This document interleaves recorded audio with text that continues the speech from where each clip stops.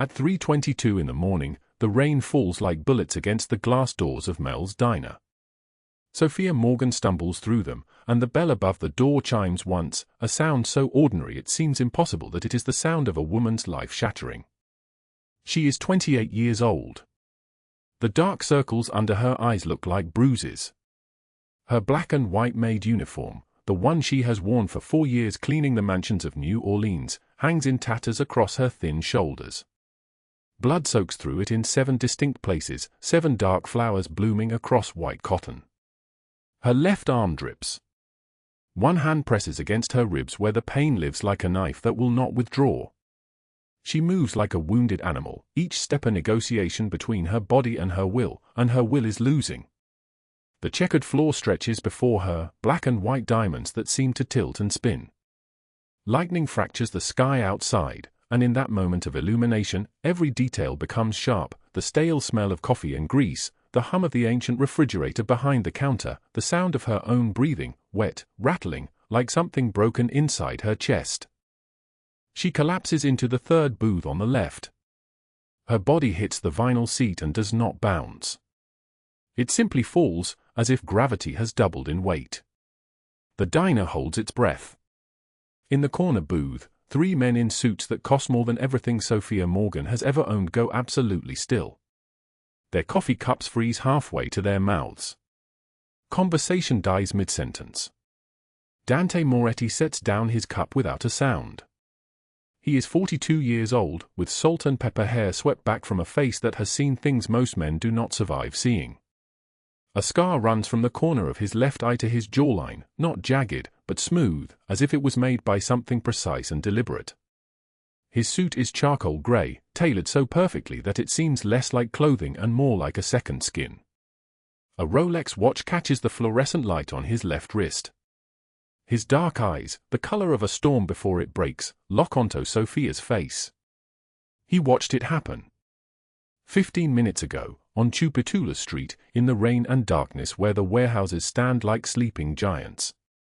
His nephew Antonio, 12 years old, walking home from his girlfriend's house because teenage boys believe they are invincible. And then the black SUV with no license plate.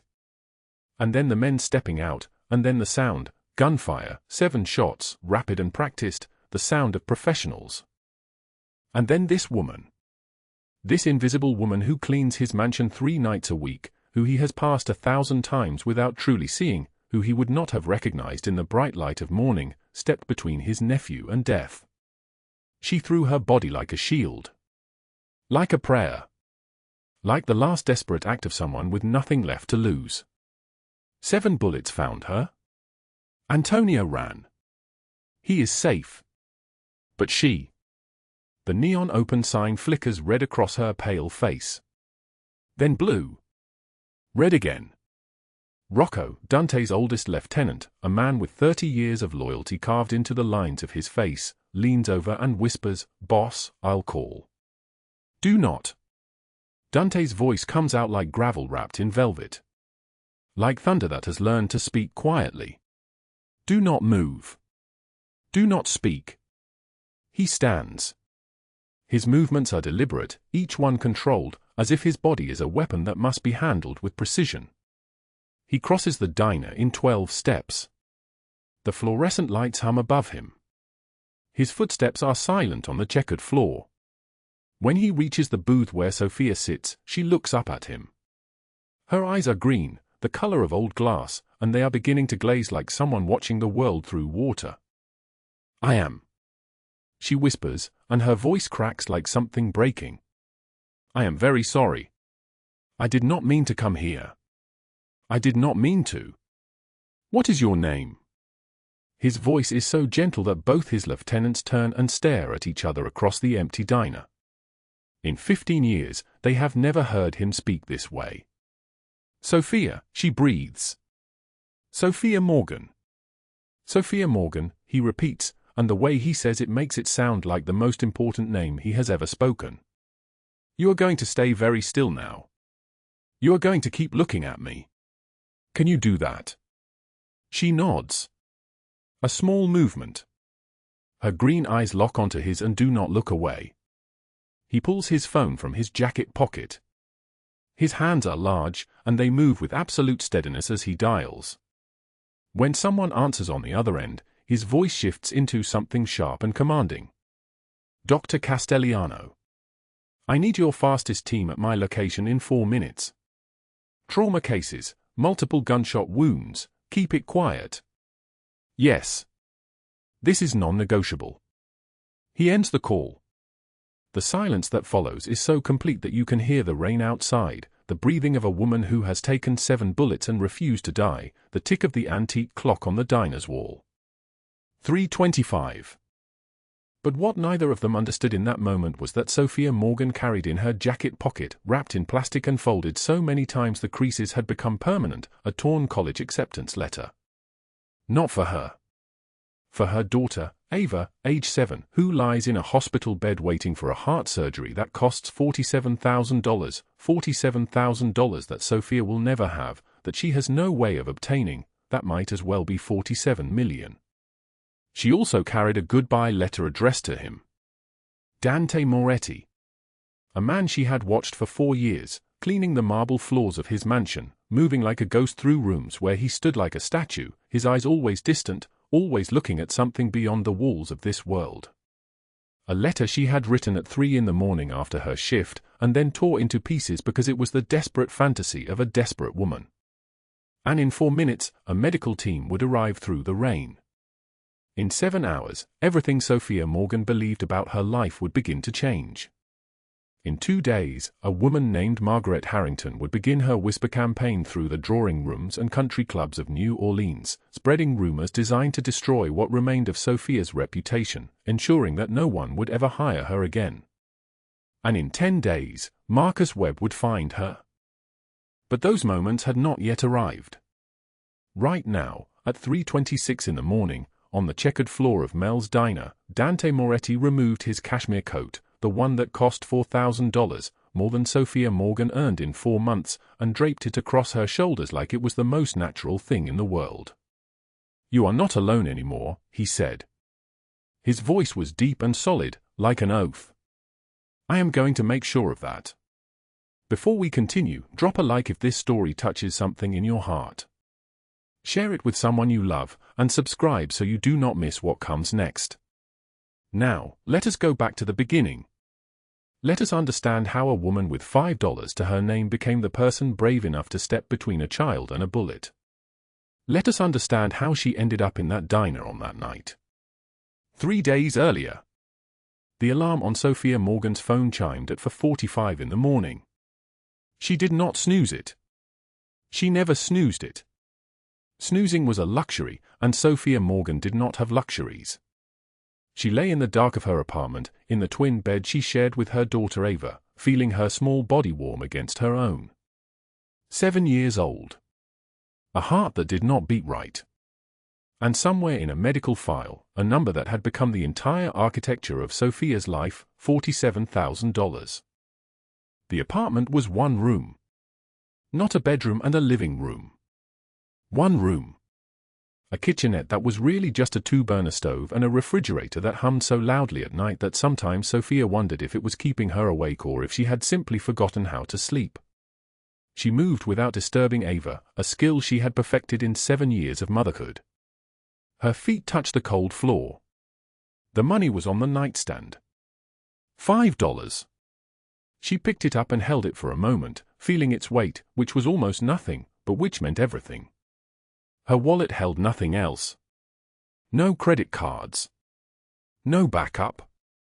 No safety net. $5 to last 4 days until her next paycheck arrived, and that paycheck would be $212 for 40 hours of cleaning other people's homes. The work schedule was pinned to the wall with a thumbtack. Monday through Thursday, 9 at night until 5 in the morning. For different houses. For different families with lives that looked nothing like her own. Tonight she would clean the Moretti mansion. She had never spoken to him.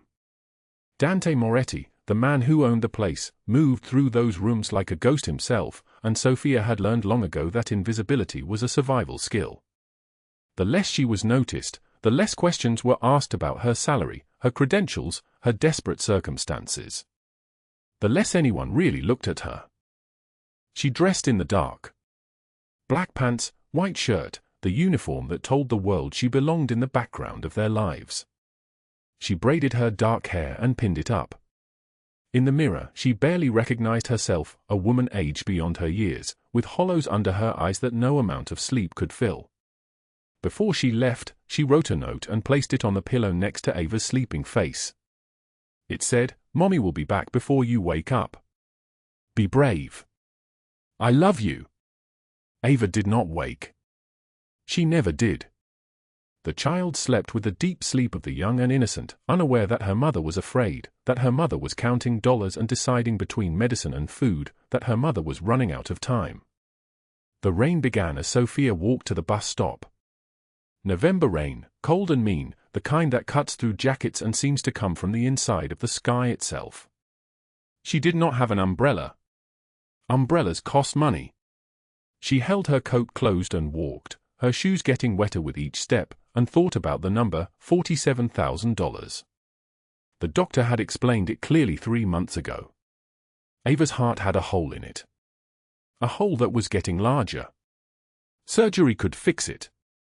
Without surgery, by next winter there would be no more Ava, and Sofia would be a woman who had nothing, not even a daughter to show for the 30 years she had left to live. $47,000. She did not know that in 4 hours, in the pouring rain on a street that would soon be empty, her life would fracture into a before and an after. She did not know that the boy she would save would be the nephew of the one man in New Orleans with the power to change everything. She did not know that 7 bullets would find their way into her body, and that she would refuse to die, and that this refusal would matter more than anything she had ever done or could ever do. Right now, at 5 in the morning, she was simply a woman on a bus, cold and tired, holding $5 in her pocket and hope in a place deep inside her that never quite died, no matter how many times life tried to kill it.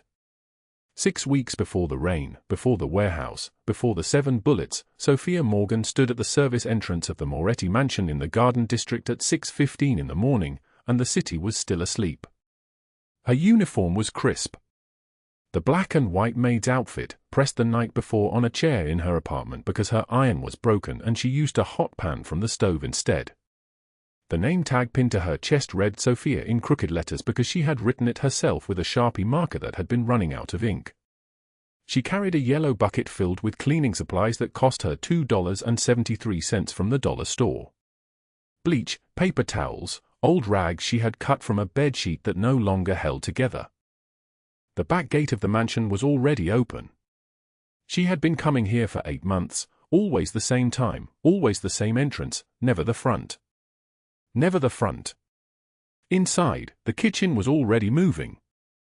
3 cooks in white coats prepared for a dinner party planned for that evening. 2 servers stood reviewing table placements. Steam rose from pots.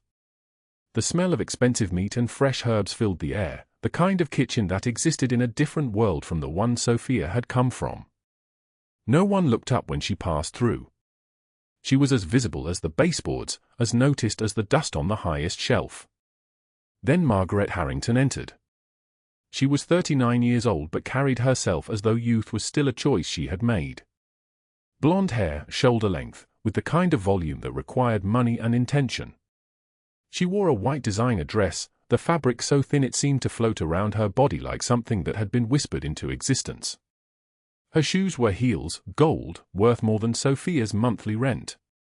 She was Dante Moretti's ex-wife, a woman born to money, married into power, and now living in a mansion that had been hers by law before the divorce returned it to him. Margaret walked across the kitchen without breaking stride. Sofia, moving toward the service hallway with her bucket, stepped slightly to the side. It was not enough. Margaret's shoulder struck Sofia's with deliberate precision, the kind of contact that could only happen if you were not looking at all, or if you were looking very carefully. Sofia stumbled. The bucket tilted. The water sloshed but did not spill. Sorry, Sofia whispered to the air behind Margaret's departing form, though Margaret had not paused, had not turned, had not acknowledged in any way that another person occupied that space. The kitchen staff continued their work. Steam continued rising. The smell of money continued filling the room. Sofia moved into the hallway and let the door close behind her. The library on the third floor was a fortress of silence. Floor-to-ceiling shelves, leather-bound books arranged by color and size, a fireplace that had never been lit in the 8 months Sofia had been coming here. The windows faced the garden. She dusted the spines of books she would never read, her fingers leaving tiny marks on leather covers that cost more than her weekly salary. Through the glass, she could see him. Dante Moretti stood in the garden below, his silhouette dark against the November morning light. He wore a charcoal suit, the jacket unbuttoned, the white shirt underneath open at the collar.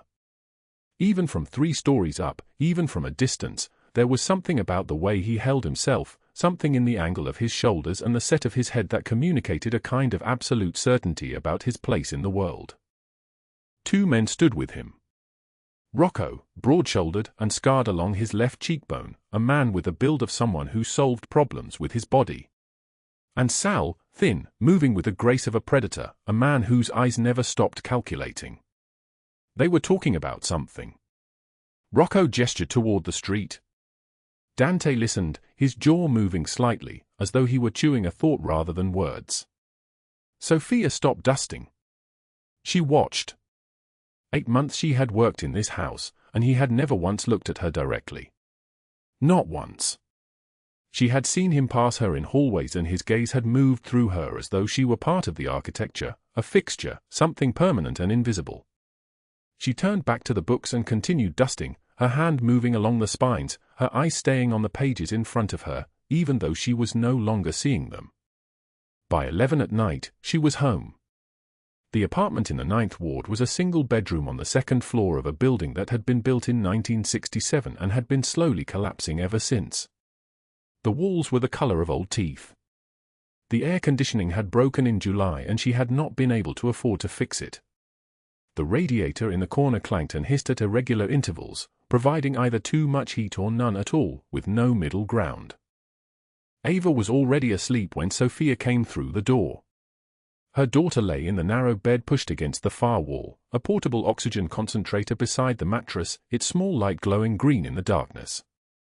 The machine hummed and clicked with mechanical precision, a rhythm as regular as breathing because it was doing the work that Ava's own heart could not quite manage on its own. The girl was 6 years old. She was small for her age, her frame like something assembled from bird bones and hope, her dark hair spread across the pillow in a tangle. Sofia bent down and kissed her forehead. Ava did not stir. In sleep, she looked peaceful, though Sofia knew that peace was a kind of lie. During the day, Ava played and laughed and asked questions about why the sky was blue and why birds could fly. But during the night, her body knew the truth that her mind had not yet learned. Her heart knew it was broken. Sofia moved to the kitchen table, which was also the dining table, which was also the desk where she paid bills, which was also every other surface in the apartment that could hold the weight of her life. She pulled out a chair and sat down. From her pocket, she removed $5 in crumpled bills. A 5, a 1, 2 singles, 5 ones, some arrangement of currency that added to this specific number. She smoothed them out on the table and looked at them. $5 was everything she had left. The hospital bill sat beside the money. White paper, black numbers, a statement of fact delivered with the precision of mathematics. $47,000. The number had been explained to her 3 months ago by Dr. Reeves in a hospital office that smelled like hand sanitizer and desperation. Ava's heart, he had said, had a hole in it. A hole that was getting larger. The valve between the left ventricle and the left atrium was not closing properly. Blood was moving backward. Each year the hole grew, and with it, the danger grew. Surgery could fix it. Valve replacement, a procedure they had done thousands of times, success rate 97%. $47,000. 7 to 10 days to arrange financing. Without surgery, by next winter there would be no more Ava. Sofia unfolded the letter from her pocket. The paper was so worn that the creases had begun to tear. She handled it like it was made of ancient parchment, like it held the secrets of the world. It was a college acceptance letter. Northwestern University, 15 years old, dated May the letter offering her a full scholarship to study engineering, asking her to accept by June 1st. She had gone to Northwestern. She had gone there for exactly 8 days before she realized she was pregnant, before she came back to New Orleans, before she became someone else entirely. She smoothed the letter flat on the table. In the fluorescent light of the kitchen, you could still read the words. "We are delighted to offer you admission to the Northwestern University School of Engineering. Your application demonstrated exceptional analytical ability and a rare commitment to solving real-world problems." Real-world problems. Like heart surgery that costs more money than a person who made $12 an hour could earn in 4 years of working every single day without rest. She folded the letter carefully and tucked it back into her pocket.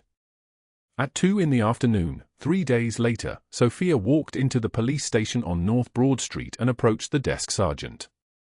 Officer Lemoyne was 53 years old and had been sitting behind that desk for 17 years. His face had the look of someone who had stopped being surprised by human behavior sometime in the Clinton administration. He glanced up at Sofia and then immediately back down at the computer screen in front of him. "Can I help you?" His tone suggested he could not help you and had no interest in trying. "I need to file a report," Sofia said. "Against Marcus Webb." "Fourth time?" "Yes." Officer Lemoyne sighed with the weight of a man who had been asked to carry something too heavy. He pulled out a form from the drawer beside him. "Incident report number 4. The form was yellow, the edges already curled from being in that drawer for so long. "What did he do?" "He texted me 17 times yesterday. He said he would find me. He said he knew where my daughter goes to school." "Did he make a specific threat?" "He said he would take her." Officer Lemoyne set down his pen. He looked at Sofia for the first time, really looked at her, and what he saw was a woman with bruises on both wrists, bruises that formed finger marks, bruises that were fresh enough to still be purple. What he saw was someone who was terrified. What he saw was someone he could not help. We cannot arrest someone for sending text messages. We cannot arrest someone for making vague threats about the future. We would need a specific, immediate threat of violence, documented and witnessed. Do you understand? Sofia understood. She had understood this for a very long time. He has connections, she said quietly. To the police. I know he does. He told me.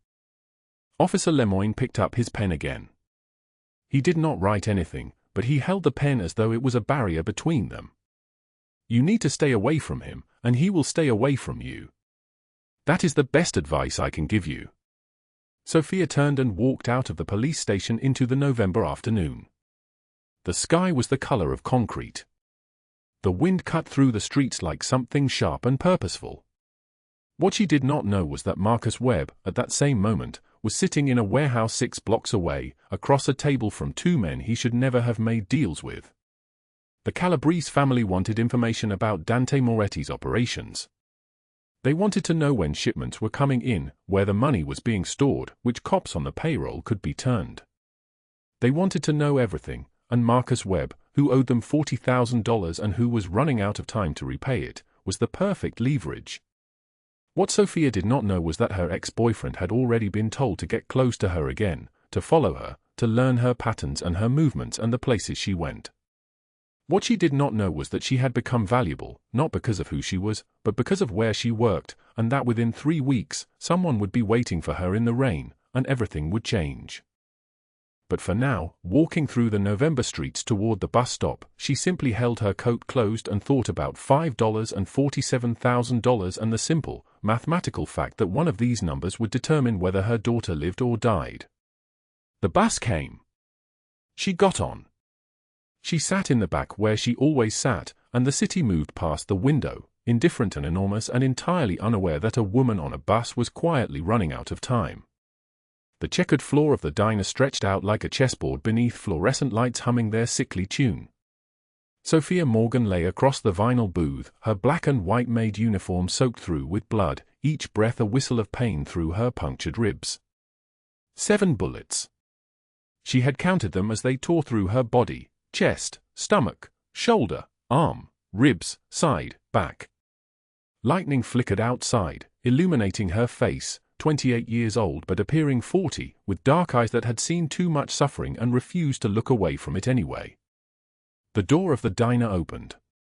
Dante Moretti stepped inside, 6'2", broad-shouldered, wearing a cashmere coat worth more than Sofia earned in 3 years. His dark hair was wet from the storm. A scar ran from his left cheekbone to his jaw, a permanent map of some ancient violence. His eyes, storm-grey and burning with controlled fury, landed on the bleeding woman in the booth, and something shifted in his chest, though his face remained stone. "Mr. Moretti," Sofia whispered, her voice barely audible above the rain hammering the windows. "I am sorry. I got blood on your booth." Dante crossed the diner in 6 strides, his shoes clicking against the checkered tiles. Rocco and Sal, his men, moved silently to block the door. They had followed their boss here through the storm, but they remained at a distance now, watching something unprecedented unfold before them. Dante slid into the seat across from Sofia, his movements careful, almost gentle.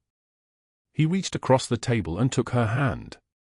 His grip was warm, solid, and for the first time since the bullet struck her, Sofia felt the terror loosen its hold, just slightly. "Who did this?" His voice came like distant thunder. "Marcus Webb," Sofia gasped. "My ex-boyfriend. He has connections. Police officers who," she coughed, crimson staining her lips. "He threatened to take Ava. He has been threatening for 2 years. I filed 4 police reports. Nothing happened. They said it was a domestic matter. They said I was overreacting." Dante's jaw tightened. He turned slightly toward Rocco. "Call Doc Martinez. Now. Tell him 7 gunshot wounds, active bleeding, civilian female." Rocco pulled out his phone without hesitation. In 15 years of working for Dante Moretti, he had never seen his boss sit beside anyone like this, not gently, not with his hands unclenched, not like a man trying to make himself smaller to match someone else's smallness. Sofia tried to push herself upright. Pain screamed through her body and she fell back against the booth, her breathing ragged. "I cannot stay here. Marcus will search the hospitals.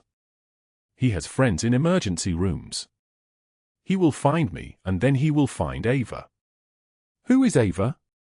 Dante asked, though something in his expression suggested he already knew. "My daughter. 6 years old." Sofia's voice fractured like thin ice. She reached into her uniform pocket with shaking fingers and withdrew a blood-soaked piece of paper. It was a hospital bill. $47,000 for a valve replacement surgery. 7 days. She needs the surgery in 7 days, or her heart will fail completely. Dante looked at the bill. $47,000. The exact number Sofia had been trying to assemble for 18 months through 3 simultaneous jobs, through rationing food, through nights when she ate nothing so Ava could eat twice. $47,000 that might as well have been 47 million. "How much do you have?" he asked. $5, Sofia said. "And 47 cents. That is what remains after rent and Ava's medications." Rocco heard this from across the diner and exchanged a look with Sal that neither could articulate. $5. The boss's watch cost more than 3,000 times that amount. "Why would you help me?" Sofia whispered, tears mixing with rain and sweat on her face. "I clean your floors. You have never even looked at me. I am nobody to you. I am nobody to anyone." Dante leaned forward. When he spoke, his voice carried the weight of some ancient vow. "I am looking now. And you are not nobody. The people who did this believed you were nobody. That belief is going to be corrected." The diner door opened. Doc Martinez entered, 67 years old, grey beard, medical bag in hand. Former army surgeon, now Dante's personal physician for 30 years. He took one look at Sofia and moved immediately to work, extracting a first aid kit from his bag with practiced efficiency. The rain continued outside, drumming against the windows like a heartbeat. 7. Doc Martinez asked, not looking up as he cut away the fabric of Sofia's uniform to assess the wounds. 7. Dante confirmed. She should be dead. But she is not. Sofia screamed once when Doc Martinez inserted a needle into her shoulder, but she caught herself and turned the sound into a muffled gasp against her forearm. Sal watched from behind the counter, shaken by the fierceness in her eyes. This woman had taken 7 bullets and was still conscious. Still thinking about her daughter. Still refusing to fall completely apart. Her phone buzzed. A text message illuminated the cracked screen. I know you are alive. I will find you. I will find Ava. You cannot hide from me. Sofia's entire body went rigid. Dante picked up the phone and read the message. His expression did not change, but something dangerous flickered behind his eyes, like a blade being drawn from its sheath. Tell me everything about Marcus Webb, Dante said quietly. Every threat. Every interaction. Every name of every officer who did nothing. Sofia began to speak, the words tumbling out in gasps between painful breaths. She told him about the stalking that began 8 months after Marcus left her. She told him about the messages, the appearance at her apartment at 3 in the morning, the time he grabbed her wrist hard enough to leave bruises shaped like fingerprints. She told him about going to the police station and being told by a sympathetic officer that there was not much they could do unless he actually hurt her, unless he actually. The diner phone rang. The night cook answered and handed the receiver to Dante. He took it without expression. A woman's voice came through the line, cultured and sharp as broken glass. Dante. I heard about the incident with Antonio. I also heard you are wasting your evening with that pathetic maid who cleans toilets in your mansion. People are talking. They are saying our family name is being dragged through mud because you are having some sort of sentimental episode with hired help. If you want any hope of reconciliation between us, you need to distance yourself from trash like that immediately. Margaret Harrington. His ex-wife. A woman born into old New Orleans money, the kind that arrived in this city before the Civil War and never quite left. She had been trying to win Dante back for 6 months, using her social connections and inherited wealth as currency. Dante hung up without responding. He set the phone down and turned back to Sofia, who had gone pale listening to the one-sided conversation. Ignore her. Margaret Harrington is not a concern. But what neither of them understood in that moment was that Margaret Harrington was already making phone calls of her own. Already calling the hospital board where she sat as a major donor. Already reaching out to newspaper editors whose businesses she funded. Already weaving a narrative that would spread through New Orleans society like poison through water. By morning, Sofia Morgan would be described not as a hero, but as a drug addict. A fraud. An unfit mother who had endangered a child. Doc Martinez finished his work as dawn broke at 6:15 a.m. The storm had passed, leaving behind muggy heat and streets still slick with rain. He wrapped the final bandage around Sofia's ribs. She needs hospital care, Dante. Real care. She has lost 3 liters of blood at minimum. Without proper transfusions, without monitoring. Sofia grabbed Dante's wrist. Her grip was weak but determined. No hospital. Marcus has friends everywhere. They will tell him where I am. He will find Ava. Dante's mind was already moving through calculations. He nodded once. We take her to Burgundy Street. The safe house. Rocco, bring the car around back. Sal, send 2 men to Children's Hospital immediately. Room 347. No one enters without my explicit approval. No one. How he knew Ava's room number without being told, Sofia did not understand. But Dante Moretti was a man who dealt in information and loyalty and the careful architecture of power. Information was simply the currency he traded in most fluently. As they moved toward the back of the diner, Sofia reached into her pocket one more time. Her hands were shaking so badly she could barely grip the folded paper. It was torn at one corner, blood-stained, creased from being carried for 3 days in her uniform pocket. She handed it to Dante. "I wrote this," she said quietly. "3 days ago, I was going to disappear. After Ava, after she." Her voice gave way completely. She could not say the words. Dante unfolded the letter carefully. His eye moved across the page, reading words written in Sofia's careful handwriting. The letter thanked him for hiring her 8 months ago when no one else would. It confessed that she had watched him for those 8 months, the way he spoke to his men with respect, the way his jaw softened when he spoke to Rocco about Rocco's daughter, the way he moved through the mansion like a man carrying a weight nobody could see. The letter admitted something she had never intended to confess. She had developed feelings for a man so far above her station that the gap between them felt like an ocean. The letter ended with goodbye. With apologies. With a promise that she would disappear so completely that she could never endanger him or his family. Dante folded the letter carefully and placed it in his jacket pocket, directly over his heart. "You are not going anywhere," he said. His voice carried the weight of a man making an oath. "Not now. Not ever." The rain had stopped, but thunder still rumbled in the distance, and neither of them knew that within 72 hours, Dante Moretti would begin systematically dismantling the lives of everyone who had threatened what was becoming, very quickly, entirely his to protect. The safe house on Burgundy Street was quiet except for the sound of rain against the windows. Sofia sat on the edge of the second-floor bed, her body wrapped in white bandages that had turned the color of old cream. For days had passed since the warehouse.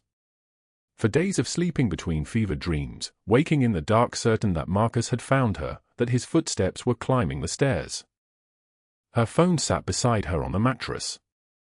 She had not looked at it in 3 hours. The hospital called at noon. The woman on the other end of the line, a billing administrator with a voice like strained politeness, said the word Sofia had been dreading. "Ms. Morgan, we've received notification from Child Protective Services. There are concerns about your ability to care for your daughter while you recover from your injuries.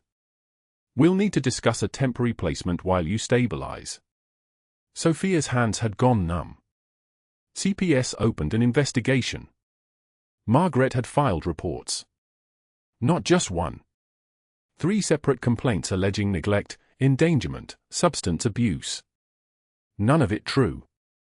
All of it backed by Margaret's donation history with the department. Margaret's connections. Margaret's voice, smooth as poisoned honey, describing Sofia as unstable and dangerous. The job calls came next. First, Mr. Chen at the restaurant. "Sofia, I cannot have this kind of complication." CPS asking questions. Parents worried. "You understand." Then the cleaning service. Then the late-night shift at the hospital gift shop. 3 jobs. 3 doors closing. 3 envelopes with final paychecks, $112 total. She had $5 in her wallet now. 5. The texts from Marcus kept arriving, each one a small blade twisted deeper. "Found your daughter's room. Pretty flowers she has by her bed. Nurses change shifts at 3. Such a cute smile she has. How long do you think those police guards stay? They get tired. They go home." Sofia stood, pain shooting through her stitched abdomen like fire-splitting flesh, and walked downstairs. The safe house was empty. Rocco and Sal were outside in the rain, watching the street. The old Victorian smelled like old wood and dust and the antiseptic the nurses had used to clean her wounds. Sofia found paper and a pen on the kitchen table.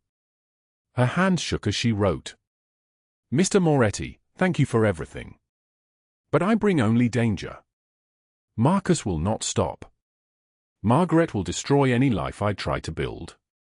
I cannot let Ava grow up with a mother who has nothing to give her except enemies and fear and a name that means ruin. Please make sure she gets the surgery. Please tell her I loved her more than life. Tell her that sometimes mothers have to leave so their babies can stay safe." She read it twice. 3 times. The ink blurred through her tears. Sofia put on her uniform, the black and white maid's dress, still stained with dried blood at the hem. It was all she had. It was what she had been the night the bullets came. It was what she would wear when she disappeared. She found the bathroom on the second floor. The medicine cabinet held a prescription bottle. Doc Martinez had left it 3 days ago. Pain medication. 60 pills. She filled a glass with water. Her reflection in the mirror showed a ghost. Hollow eyes. Bandaged torso. A woman with nothing left to give. A woman who had become a curse. A mother who could not protect her own child. A maid who had overstepped, who had dared to exist in spaces above her station, who had brought violence and ruin to everyone who tried to help her. Sofia raised the first pill to her lips.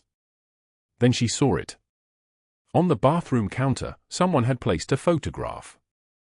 Ava, taken yesterday, smiling at the camera. Her daughter wore a new dress, pale blue, with white lace at the collar. A dress Sofia could never afford. Ava held a stuffed bear in one small arm. Behind her, through the hospital window, the New Orleans skyline glowed grey in the afternoon light. Beneath the photo, a note in handwriting she had come to recognize, strong, deliberate, each letter carved like a decision. She is waiting for her mother. Do not make her wait forever. Sofia dropped the pills. They scattered across the tile floor like rain, like destruction, like a second chance falling from hands that did not deserve to hold it. She collapsed to her knees and sobbed. The sound that came from her was not human, it was something beyond grief, beyond despair. It was the sound of a woman pulling back from the edge of an abyss. Dante arrived 30 minutes later, drenched from the storm. Water ran from his black hair, soaked through his suit jacket, pooled on the bathroom tile. He did not ask questions. He did not demand explanations or confessions. He simply sat beside her on the cold floor, pulled her against his shoulder, and held her as she shook. "I have you," he said. His voice was like thunder wrapped in silk. "I have always had you." That was all. By 9 that night, the rain had stopped. The humidity hung in the darkness like a living thing. Marcus Webb sat on his Metairie apartment couch drinking beer, scrolling through photos of Sofia on his phone. He had 3 new addresses. 2 were false leads, but the third, he was certain. Burgundy Street. He had a contact on the police force, and the contact had given him a name. Dante Moretti. Some old Mafia boss, probably. Marcus laughed into his beer. Dante Moretti was old news. Irrelevant. He did not see the black van pull up to his building. He did not hear the footsteps on his stairs. The door exploded inward at 9:15 p.m. Not kicked. Exploded. The lock shattered. The frame cracked. 12 men in black tactical gear moved like ghosts into his apartment, silent, efficient, each movement a calculation. Marcus scrambled for his gun. Rocco kicked it away before his fingers closed. Dante walked in last, unhurried, wearing a black suit despite the humid night. Water dripped from the edges of his coat. "Marcus Webb," Dante said quietly. His voice carried the weight of a verdict. "You put your hands on what is mine." Marcus's bravado crumbled like burnt paper. "I did not know she mattered to you, Mr. Moretti. I swear on my life. I will leave. I will disappear tonight. You will never see me again. I swear it." Dante nodded to Sal. "See that he does," he said. Marcus was dragged screaming into a black van idling on the street below. His voice echoed through the stairwell. "Where are you taking me? What are you doing?" Sal smiled without warmth as he climbed into the van beside him. "The Calabrese family has been looking for you. Something about money you owe them. Something about a shipment that went missing 6 years ago. We are simply making an introduction." The van doors slammed. Marcus Webb would never be seen again. At the Roosevelt Hotel, Margaret Harrington stood in a silver gown that cost more than Sofia's annual salary. The charity gala glittered around her, 200 guests, crystal chandeliers throwing light like scattered diamonds, waiters carrying champagne on silver trays. She held court among the city's elite, accepting congratulations, her voice honeyed and certain. At 8:27 p.m. Thursday evening, 2 FBI agents walked through the front doors. The ballroom did not notice at first. Then the crowd parted. Special Agent Ramirez approached Margaret directly. Her partner stood 3 feet behind her, his face carved from stone. "Margaret Harrington," Ramirez said, her voice cutting through the orchestra music. "You are under arrest for fraud, bribery of public officials, filing false reports with Child Protective Services, and conspiracy to commit perjury." Margaret's face drained white. "This is absurd. Do you know who I am?" "Yes," Ramirez said. "We have recordings of your calls bribing hospital board members and CPS workers. We have financial records. We have testimony from 12 people you coerced. We have 3 years of tax evasion, charity fraud, and embezzlement from the Harrington Foundation." Cameras flashed. Society reporters captured every moment. Margaret Harrington, New Orleans' golden daughter, was handcuffed in front of the city's elite. The silver gown became a cage. The diamonds became lead. Friday morning, federal court. Margaret's lawyer sat beside her in a charcoal suit. The prosecutor, quietly on Dante's payroll, presented evidence with surgical precision. Bank transfers. Phone recordings. Witness statements. Margaret's face grew grayer with each document. The judge denied bail. Federal prison awaited trial. 40 years minimum. Her assets were frozen. Her name was destroyed in a single news cycle. The Queen was dethroned, publicly and completely, and everyone watched it happen. At Children's Hospital, Friday at 3 in the afternoon, Sofia sat beside Ava's bed holding her daughter's small hand. The surgery was scheduled for tomorrow morning. The bills were paid, all of them. Every dollar of the $47,000. Sofia did not know how. She did not ask. She did not want to know. The knowing would make it impossible to breathe. The CPS investigation had been closed that morning. Due to the discovery of false information in the initial complaint and the recanting of the reporting party, the letter said. Margaret Harrington, facing 40 years, had changed her story very quickly. Ava looked up at her mother, her small face serious and wondering. "Mama, the nice men said you were very brave. They said you are a hero." Sofia stroked her daughter's hair, tears streaming down her face. "No, baby. I just did what any mother would do." Down the hallway, outside the door, Dante Moretti stood watching. He listened to Sofia's voice, soft, breaking, full of everything she had sacrificed. He watched her lean down and kiss Ava's forehead. He saw his daughter reach up and touch her mother's cheek. For the first time since his father died 42 years ago, since the day 12-year-old Dante found his father in the street, bleeding into the gutter, Dante Moretti believed in something other than vengeance. He believed in this. The machines beep in steady rhythm. Soft, mechanical, alive. Sofia's eyes flutter open in the hospital room, pale morning light cutting through the half-closed blinds. Her daughter Ava sleeps in the adjacent bed, color finally returning to her small face. The surgery was a success. 23 hours ago, the doctors said her daughter would die without the $47,000 heart surgery. Now, Ava breathes easily, her chest rising and falling without the terrible struggle that had consumed every moment of Sofia's life for 3 months. Sofia reaches across the space between the beds and takes her daughter's small hand. So small.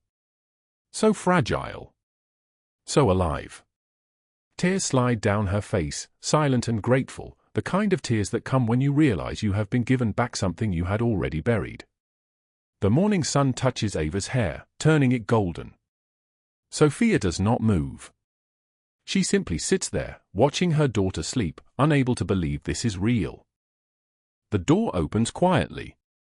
Dante Moretti enters carrying 2 paper cups of coffee and a paper bag that releases the warm smell of bayonets into the room. He is dressed in a charcoal suit, white shirt unbuttoned at the collar, his dark eyes gentle in a way that no one in New Orleans has ever seen. He moves like a man entering a church, careful, reverent, certain of what matters. The doctor came by an hour ago, he says, his voice deep and solid like an oath. Said she will be running around in 6 weeks. Climbing trees. Making you wish for the quiet days again. Sofia looks at him, and something in her chest cracks open. Not breaks. Cracks. The kind of crack that lets light through. I do not know how to repay you, she whispers. The surgery. The protection. Everything. It is too much.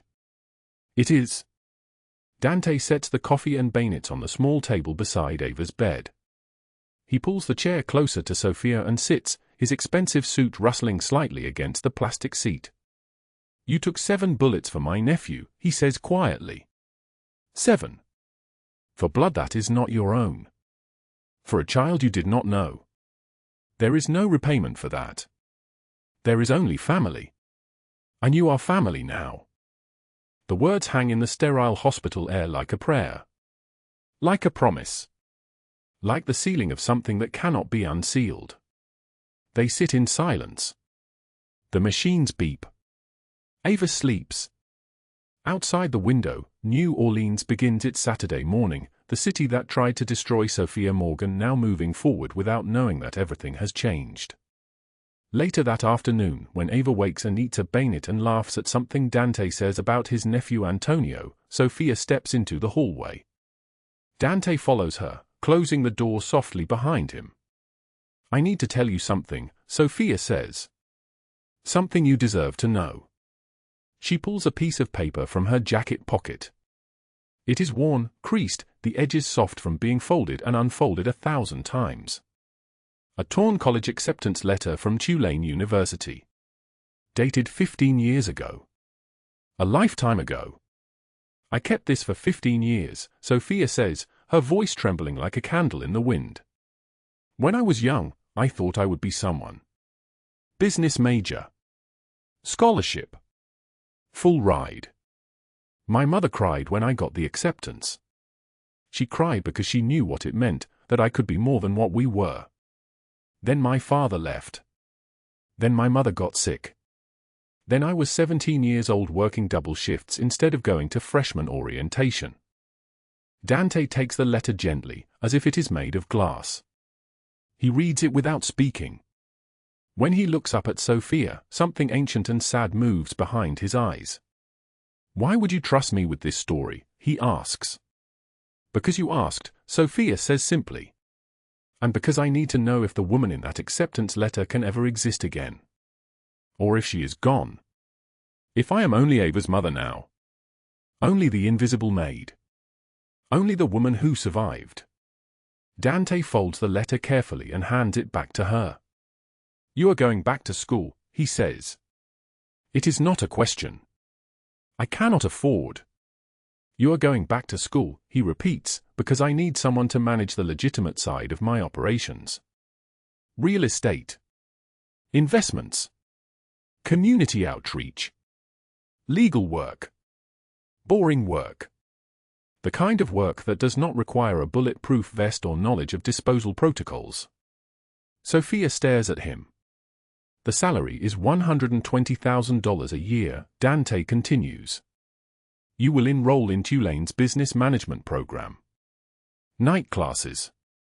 I have connections. Tuition is covered. Your apartment is covered.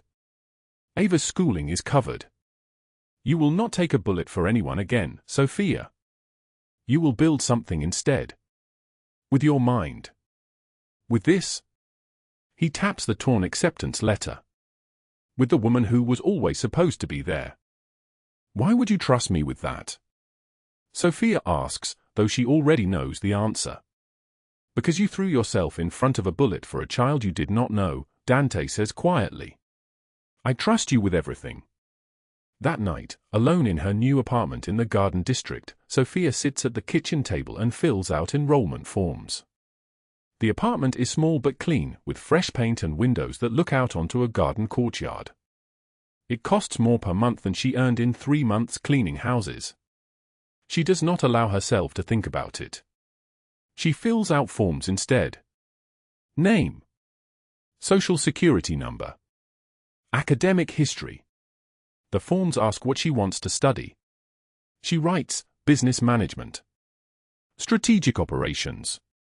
Community development. She writes the truth. That she wants to build something. That she wants to matter. 3 weeks later, Sofia sits in the front row of her first business class at Tulane University. The professor is lecturing about market analysis. Around her, teenagers and young adults in designer clothes take notes. Sofia is older than most of them, and she has calloused hands from years of cleaning, and she is terrified and determined in equal measure. She takes notes like her life depends on it. Because it does. 1 month after Ava's surgery, on a Sunday evening, Sofia walks into Dante's mansion for the first time as a family member rather than staff. She wears a simple blue dress that cost $40 at a department store. Her hair is down. She looks like someone who sleeps at night now. Who eats regularly. Who is not counting days until eviction. The dining room table seats 12. Dante sits at the head. Sofia sits to his right. Ava sits beside Sofia, healthy and happy, coloring on the tablecloth while adults talk. Rocco and Sal sit across from them, and they argue about soccer with the casual intimacy of men who have shared bullets and secrets. Antonio sits beside his parents, glancing at Sofia every few moments with the kind of reverence usually reserved for saints. Margaret's chair remains empty. She is in federal prison, her trial pending, her empire dissolved. Marcus Webb's name is never spoken. He belongs to the darkness now, belonging to nobody, claimed by nothing. Ava tells everyone about her first day back at school. About the teacher who cried when she learned Ava had recovered. About the friends who made her a welcome back banner. The table laughs, real laughter, unguarded and warm. Dante watches Sofia watch her daughter, and Sofia catches his eye. Something passes between them. Not yet fully love. But the foundation. The ground where love can grow. That night, Sofia brings Dante coffee in his study. Rain begins to fall outside the tall windows, gentle and warm. Summer rain in New Orleans, the kind that smells like possibility. Thank you, Sofia says. For giving me my life back. Dante sets down his reading and looks at her. In the lamplight, she can see the line of scars along his jaw, the weight of empire in his shoulders, the loneliness that was carved into him long before she existed. You gave yourself your life back, he says. I simply made sure no one could take it from you again. Sofia pulls the goodbye letter from her pocket, the one he found in the warehouse district, the one she wrote expecting to disappear forever. She holds it out to him. You never mentioned this. Dante allows a rare smile, the kind that transforms his face into something almost boyish despite the gray at his temples. You never left, he says simply. So it did not come true. Sofia takes his hand. His fingers are warm, strong, scarred in their own way. She thinks of the man she saw her first night at the mansion, dangerous, cold, operating in a world of violence and consequence. That man still exists. But he exists alongside this one. The one who reads bedtime stories to Antonio. The one who hired a woman nobody wanted to protect as if she were made of something precious. I am not going anywhere, Sofia says. Thunder rumbles in the distance. Another summer storm gathering over the Mississippi. But this time, they listen to it together, her hand in his, the city breathing around them, the future stretching forward like a map they will draw together. 6 months later, Sofia Morgan walks across the stage at Tulane University. She wears a cap and gown that cost $90 at a rental shop. Her hands shake as she accepts her certificate for completing the first semester of her business degree. She is not just graduating. She is beginning. Ava sits in the front row, cheering louder than anyone, her small voice clear and proud. That is my mommy. Dante sits beside her, and he is not smiling, but something inside him is singing. He sees his father's legacy not in the number of men under his command or the territories under his control, but in a woman who was once invisible now standing in the light. Sofia manages 3 legitimate Moretti properties, converting them into community housing and small business loans. She works 16-hour days, but the exhaustion is different now. It is the tiredness of building something instead of merely surviving. It is the tiredness of purpose. Margaret Harrington was sentenced to 45 years in federal prison for corruption, fraud, and conspiracy. The trial lasted 3 weeks. She testified from a holding cell, grey and diminished, that she had lied about Sofia to protect her own reputation.